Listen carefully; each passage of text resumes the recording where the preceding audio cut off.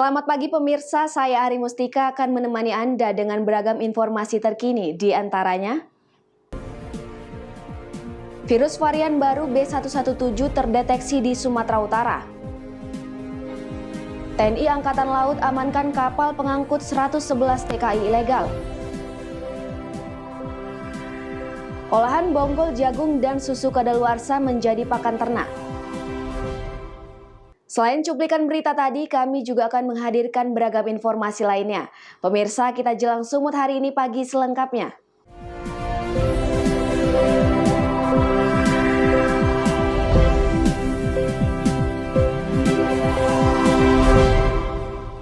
Kita ke informasi pertama pemirsa, virus corona varian baru B117 terdeteksi di Sumatera Utara. Hal ini diketahui setelah seorang warga Kota Medan terpapar corona B117 dari hasil uji sampel tes swab. Terkait hal ini, masyarakat pun diimbau tetap waspada.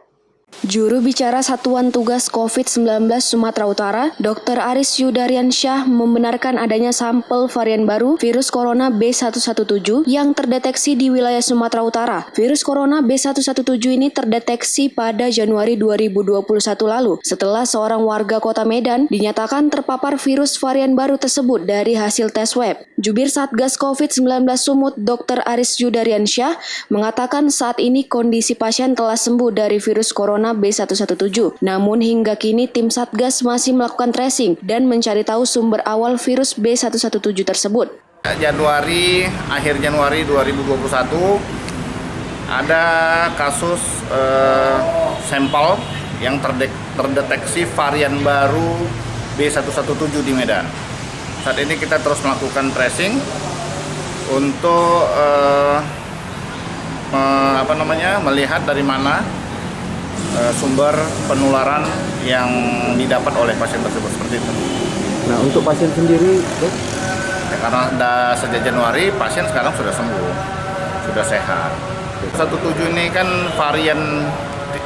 varian baru dari COVID-19 yang selama ini juga sudah ada.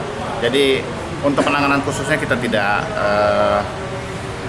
ada perlakuan khusus lah terhadap penanganan, cuma Bapak Gubernur Sumatera Utara sudah membentuk tim untuk melakukan tracing terkait dengan varian baru ini.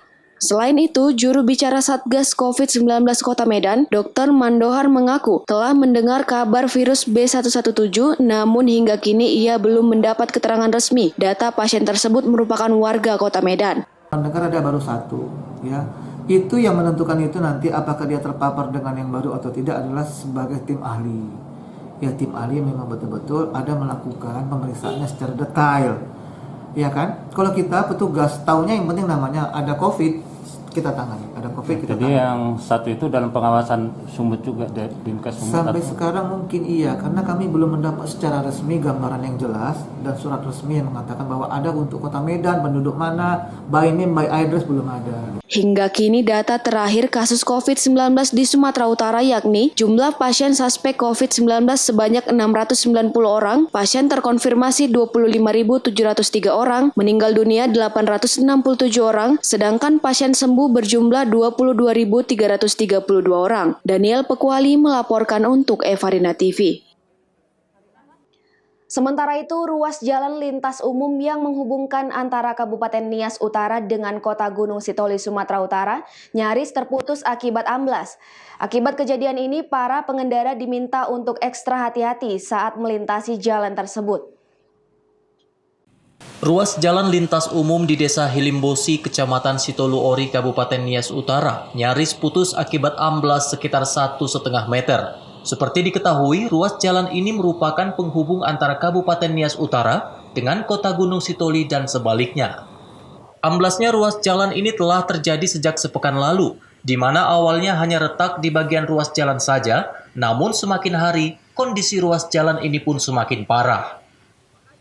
Untuk mengantisipasi kondisi tersebut, sejak beberapa hari sebelumnya hingga kini, masyarakat setempat secara swadaya menimbun ruas jalan yang patah agar para pengendara tetap dapat melintasi jalan tersebut. Menurut Kepala Desa Hilimbosi Fatiaro Zega, amblasnya ruas jalan ini akibat faktor alam karena berdekatan dengan aliran sungai. Bahkan daerah ini pun merupakan daerah rawan bencana longsor. Oleh karenanya, Pengendara pun diminta untuk ekstra hati-hati saat melintasi ruas jalan ini. Dan khusus truk bertonase berat untuk sementara diharapkan tidak melintas jalur ini sebelum adanya penanganan serius dari pemerintah setempat. Ini ambruk seminggu yang lalu dan makin lama makin menurun dia. Kita buat laporan kepada pihak pemerintah daerah Kabupaten Nias. Nias Utara maksudnya Pak? Nias Utara, khususnya di PUPR. Karena ruas jalan ini sudah rusak, apakah ada jalan alternatif selain ini Pak Kades untuk melalui antar dua kabupaten ini, kota dengan Nias Utara Pak Kades? Memang ada, tapi sekitar 2 km. Tapi biayanya di situ ada jembatan, ada gorong-gorong dan sebagainya. Artinya jalan alternatif itu masih belum difungsikan sama sekali sampai saat ini Pak Kades ya? Belum. Karena yang didanai dari dana desa sebelumnya. Haugo Manozega melaporkan untuk Evarina TV. Masih dari Nias pemirsa, satu unit rumah warga di Desa Hilimbosi, Kecamatan Sitoluori, Kabupaten Nias Utara, Sumatera Utara terbawa longsor. Seperti diketahui setelah peristiwa ini, pemerintah setempat pun telah mengunjungi rumah warga yang ambruk tersebut.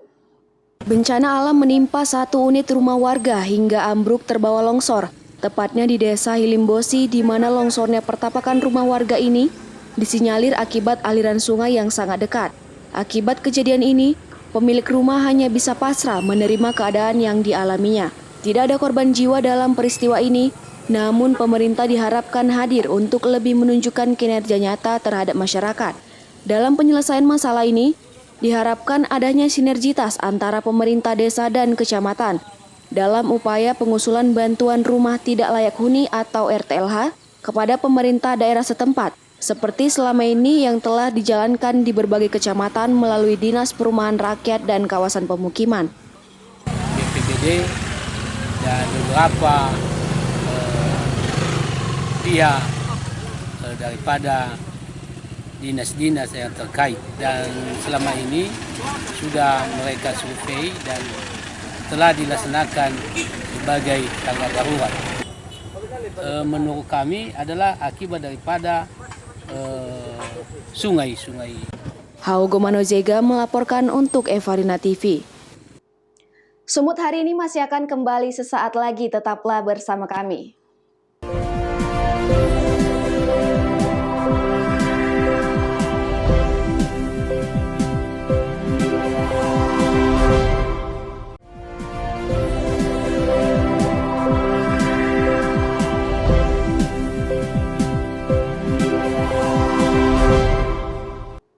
Terima kasih Anda masih bersama kami.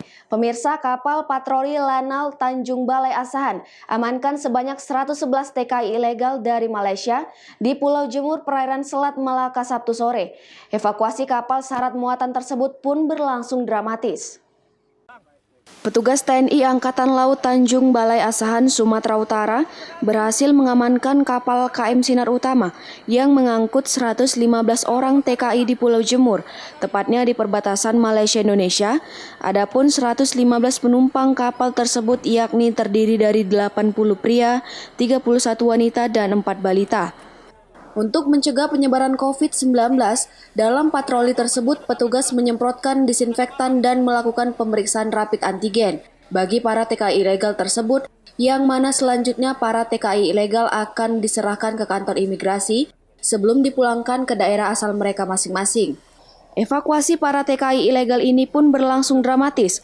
Pasalnya terdapat beberapa anak balita di dalam kapal tersebut, dan untuk mengelabui para petugas, para penumpang pun disembunyikan di palka kapal. Rencananya kapal yang membawa seratusan TKI ilegal dari Malaysia tersebut akan bersandar di Tanjung Balai melalui jalur tikus. Terkait patroli ini, 3 ABK dan nahkoda kapal pun diamankan petugas untuk dilakukan pemeriksaan. Dan selanjutnya para TKI ini akan dibawa ke Mako Lanal guna pemeriksaan lebih lanjut. Setelah kami periksa sampai di sini bersama-sama dengan tugas dari imigrasi, kami periksa ternyata masih ada lagi yang bersembunyi, sehingga total akhir sekarang jumlah pekerja migran ilegal ini diperkirakan sekitar 115 orang. Jadi terdiri dari 31 wanita, 80 pria, dan 4 anak-anak. Serta ada ABK 3 orang. Dalam penanggulangan prokes gimana? Apa yang dilakukan oleh pihak petugas sendiri? Ya, setelah mereka kami periksa, semua diinspektan, kemudian direpit nantinya, dan diamankan di Mako Lanal Tanjung Balai Asahan. Sementara masih diperiksa di Mako Lanal Asahan, kemudian nanti setelah diperiksa besok pagi akan kami serahkan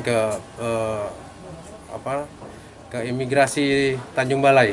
Sedangkan ABK dan kapalnya akan kami proses lebih lanjut sesuai dengan perintah dari pimpinan kami. Wanda Pratama melaporkan untuk Evarina TV. Kita ke informasi lainnya, pemirsa. Konflik sengketa tanah antara masyarakat adat dengan pemerintah di Kabupaten Toba, Sumatera Utara masih berlanjut.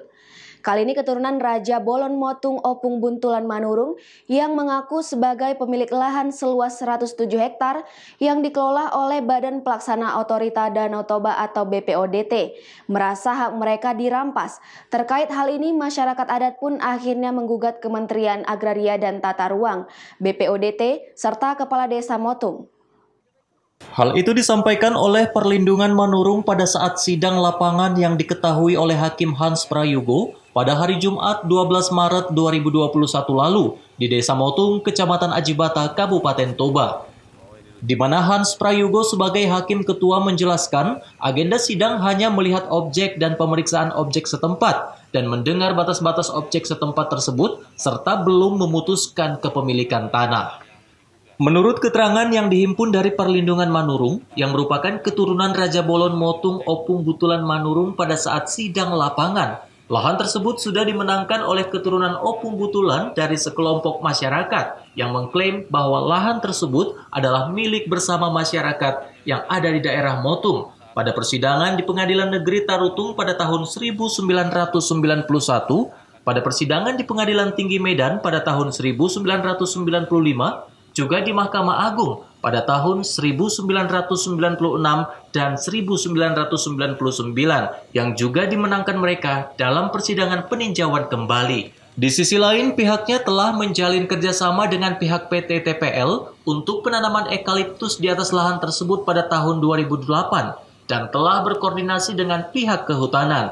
Namun sangat disayangkan, Badan Pengelolaan Otorita Danau Toba atau BPODT telah mengelola lahan tersebut dan membuka jalan sejauh 3 km tanpa pemberitahuan kepada keturunan Opung Buntulan Manurung sebagai pemilik lahan tersebut. Kuasa hukum penggugat Panahatan Hutajulu SH mengatakan, dalam perkara tanah seluas 107 hektar tersebut, pihaknya tidak hanya menggugat Kementerian Agraria dan Tata Ruang saja, tetapi juga Badan Pertanahan Kabupaten Toba, BPODT, dan Kepala Desa Motung yang telah memberi rekomendasi untuk penerbitan sertifikat pengelolaan tanah tersebut. Namun seperti diketahui, meski proses persidangan tengah berlangsung, pengerjaan lahan dan pembukaan jalan oleh pihak BPOTD masih tetap berjalan. Terkait hal ini, di akhir persidangan para hakim dan kuasa hukum dari masing-masing tergugat pun tidak bersedia memberikan tanggapan saat ditemui awak media. Apa saja bukti yang pernah ditunjukkan oleh pihak tergugat? Pihak tergugat itulah salah satunya, hanya mereka menyampaikan itu sertifikat yang diterbitkan. Dan itu pun karena kita gugat, makanya kita mengajukan gugatan karena terbit sertifikat seluas 1,6 hektar tadi. 1,6. Jadi jangan sekian sesuai dengan yang disertifikat. Itu nomor 42 hak pengelolaan APL. Ada yang mengatakan bahwa ada klaim dari satu kelompok bahwa mereka lah penguasa di Motung ini. Nah, kami pihak keluarga Pinok Pomparan Opung Buntulan yang notabene adalah sebagai penguasa di Motung ini diputuskan di Pengadilan Negeri Tarutung bahwa kamilah pemiliknya, artinya kami menang. Itu Pengadilan Negeri Tarutung ya, Pak? Iya. Habis itu nggak terima mereka. Banding. Nah, main lagi, menang kami juga. Pengadilan Tinggi Medan, menang. Mereka nggak terima. Banding, kami menang. Kasasi mereka, kami menang. habis itu Mahkamah Agung, ya kan? Nah, sampai di Mahkamah Agung, kami menang juga. Udah berapa tahun itu menang dari Mahkamah Tahun 96, tahun 96. kalau nggak salah, tapi 96. Nah, waktu itu ada PK juga kalau nggak salah mereka. Ya. PK waktu itu 97, jam 99 ya diputuskan lagi, menang. Jamarlin Saragi melaporkan untuk Evarina TV. Dari Simalungun, Sumatera Utara, pemirsa, peduli bencana 3 unit rumah warga yang tertimpa musibah kebakaran di Nagori Sakudabayu, Kecamatan Gunung Malela, Simalungun, Sumatera Utara, dibangun secara swadaya masyarakat dengan mengumpulkan bantuan dari para donatur.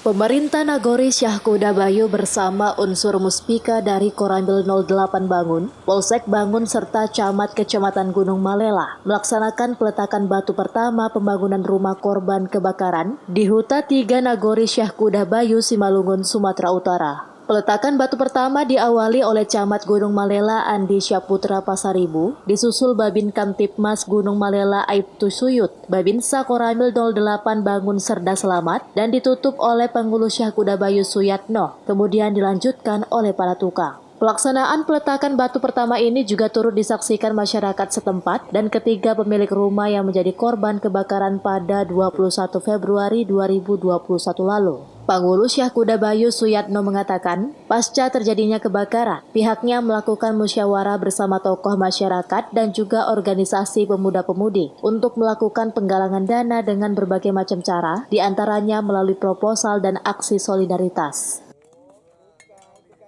Pertama sekali, atas nama pemerintah Nagori dan masyarakat Nagori Syahkudabayu, mengucapkan terima kasih yang sebesar-besarnya kepada semua pihak yang sudah berperan serta membantu musibah yang terjadi di Nagori Syahkudabayu yang terjadi pada tanggal 21 yang lalu, yaitu terbakarnya 3 rumah warga kami.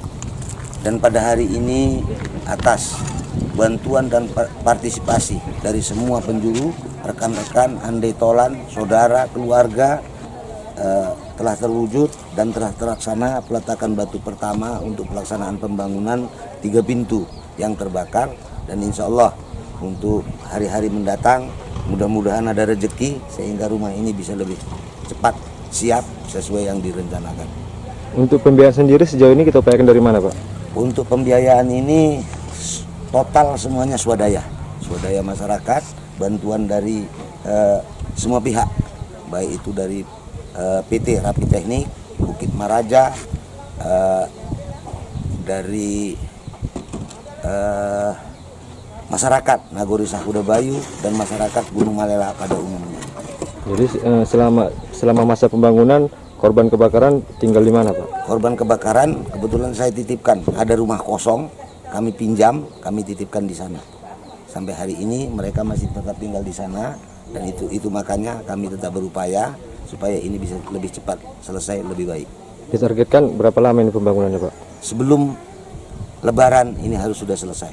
Kepada semua pihak, Pak Camat, dari Kapolsek, dan Ramil, saya mengucapkan terima kasih yang sebesar-besarnya atas partisipasinya, sumbangsihnya, dan lain sebagainya sehingga pelaksanaan pembangunan rumah ini dapat dilaksanakan dengan sebaik-baiknya. Untuk himbauan sendiri kepada masyarakat Syahkudabayu, Pak? Himbauan saya kepada masyarakat Syahkudabayu agar senantiasa berhati-hati, terlebih-lebih hari ini hari musim panas, supaya berhati-hati dalam menjaga rumah, terutama kompor, gas, dan lain sebagainya yang memungkinkan untuk memicu kebakaran.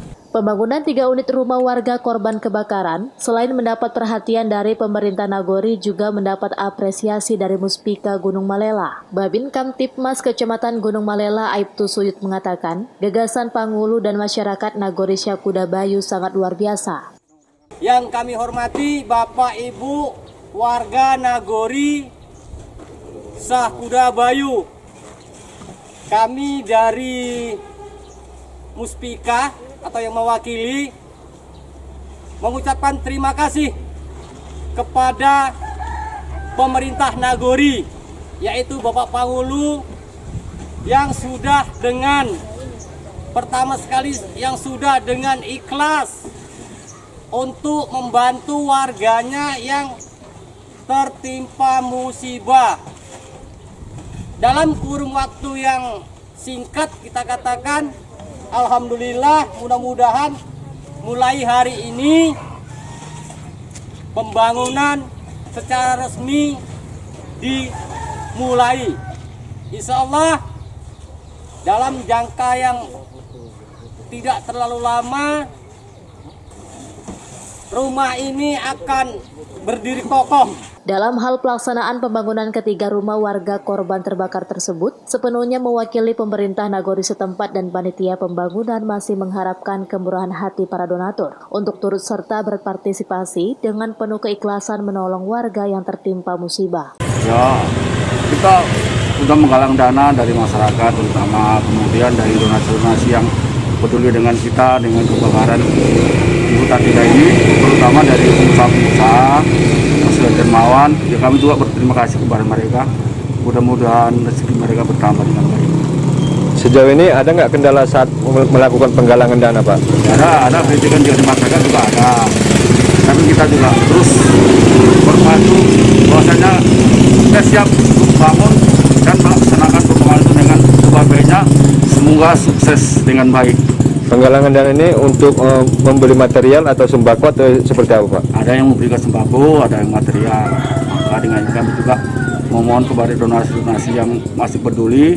Kami masih perlu membutuhkan seperti bahan bangunan seng dan batu juga masih kurang. Ya, terutama juga materi. Jadi sejauh ini untuk material bangunan sendiri yang sudah tersedia apa aja, Pak? Ya, batu bata, batu padas, pasir, dan kayu. Kayu pun masih sebagian, Pak, ya. Jadi ini kan rumah yang bakal dibangun ada 3 pintu. Ya. Jadi sejauh ini sudah berapa persen lah bahan yang sudah tersedia untuk pembangunan 3 pintu ini, Pak? Sekitar 60%, Pak. 60%, Pak, ya. Berarti masih dibutuhkan 40% lagi ya. Apa himbauan Bapak kepada masyarakat setempat atau donatur-donatur yang belum menyumbang, Pak? Pada masyarakat setempat khususnya Nagori Sukadabayu, ya kami mohon bantuannya, Pak. Ya, terutama nanti dukungan mereka. Kami kan juga ingin meminta mereka itu ya seperti nasi umat untuk pekerja-pekerja kita, Pak, ya. Jadi kepada donasi-donasi yang masih peduli, kami mohonkan supaya kerelaan hatilah memberi bantuan kepada kami. Kami akan salurkan dengan sebaik-baiknya.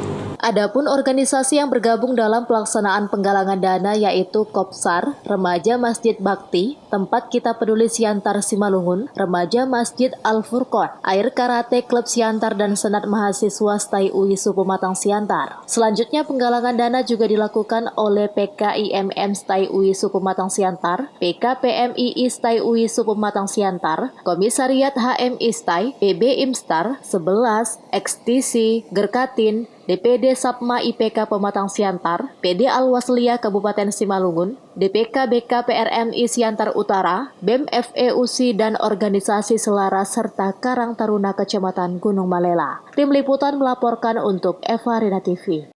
Sumut hari ini masih akan kembali sesaat lagi, tetaplah bersama kami.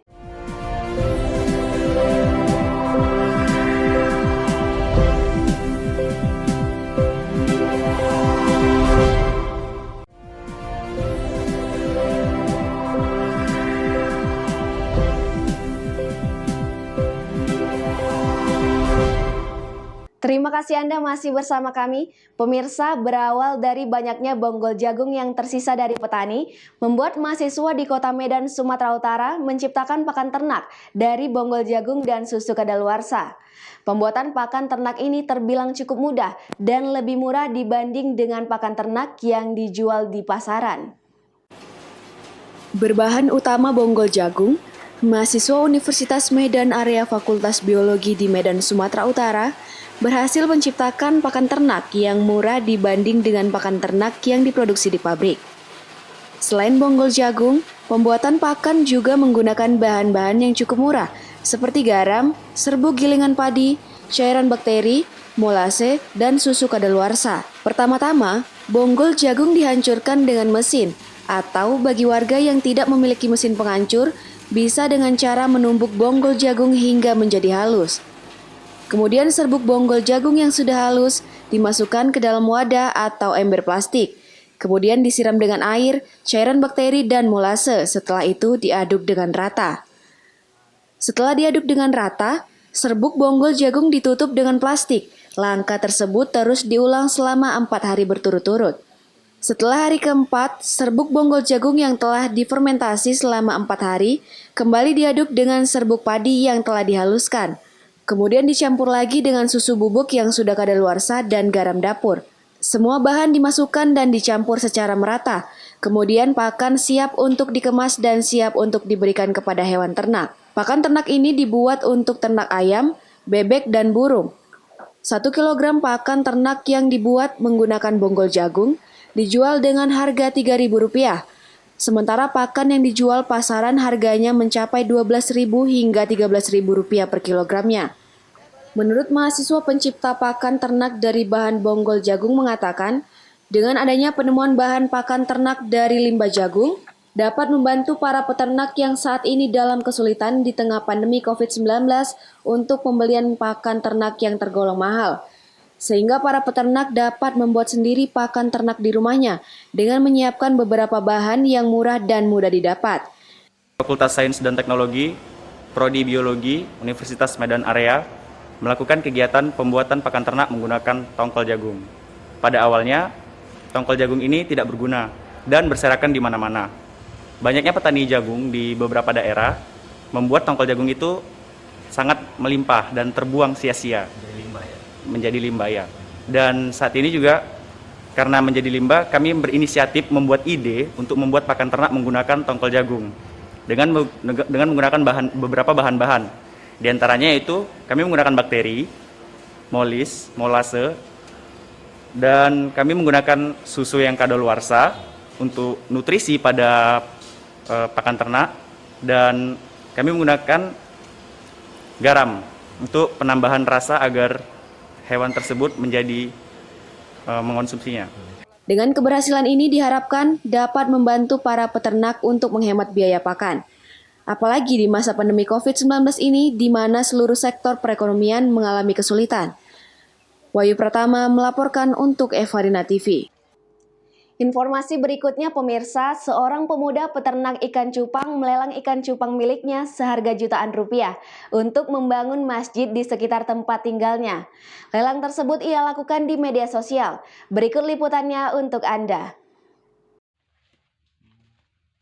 Inilah Husni Tamrin, seorang pemuda peternak ikan cupang, warga Dusun 3 Desa Lubuk Palas, Kecamatan Silau Laut, Asahan, Sumatera Utara. Husni sedikitnya memiliki ribuan ekor ikan cupang dari berbagai jenis dengan corak yang cantik dan unik. Namun ada kisah inspiratif di balik peternak yang satu ini. Selain dijual, ikan cupang miliknya juga harus ia lelang demi pembangunan masjid di desa sekitar lingkungannya tinggal. Untuk pertama kalinya sudah ada 3 ekor ikan yang berhasil ia lelang, yakni ikan cupang jenis Avatar Grey dan Red Samurai Line Thailand. Ikan cupang mahal ini ia jual dengan harga Rp1 juta, namun ia lelang dengan harga Rp500.000. Untuk informasi lelang, ia sebarluaskan di media sosial Facebook miliknya di akun Husni Arbi. Dengar abang lelang ikan nih, ini terinspirasi dari mana bang lelang ikan ini? Sebenarnya untuk lebih kepada pribadi aja ya, untuk istilahnya infak hasil rezeki yang kita dapat kan. Karena selama main ikan cupang ini alhamdulillah hasilnya lumayan, jadi sebahagian itu mungkin kita kasihkan ke pembangunan masjid untuk amal ibadah, bisa dibilang kan seperti itu. Cara lelangnya gimana Pak? Kita lelang di online Facebook. Lelang ikan cupang terinspirasi dari postingan temannya panitia pembangunan masjid. Kini jejak amal yang ia lakukan telah menginspirasi peternak ikan cupang lainnya untuk melelang ikannya untuk beramal. Wanda Pratama melaporkan untuk Evarina TV. Pemirsa, demikianlah rangkaian informasi dalam Sumut hari ini pagi. Saya Hari Mustika mewakili kerabat kerja yang bertugas pamit undur diri. Terima kasih dan sampai jumpa.